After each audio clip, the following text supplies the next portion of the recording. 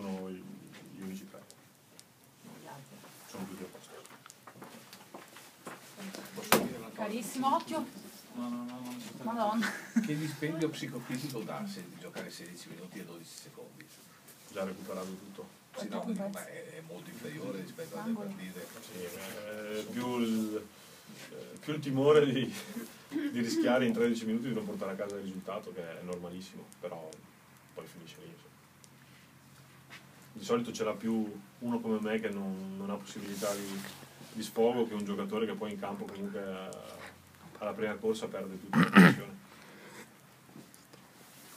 Senti, domani praticamente si chiude il ciclo delle partite d'andata in casa. Ne avete 10 e 12 fuori. 7 vittorie in casa e 3 fuori. È un bel bottino, oppure se si dovesse riuscire ad arrivare anche all'ottava vittoria da questo punto di vista?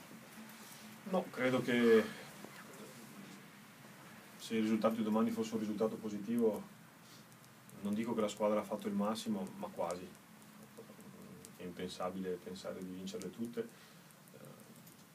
però è un cammino, potrebbe diventare un cammino importante se domani lo dovessimo portare a casa. Noi dobbiamo provare a tutti i costi a portarla a casa domani, con grande intelligenza, perché troviamo una squadra che è di nuovo la situazione del Gubbio, che è in grave difficoltà.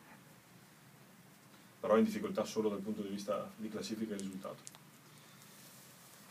Se tu analizzi le partite che hai perso con le squadre cosiddette appunto medio-basse, in fin dei conti Padova ha sempre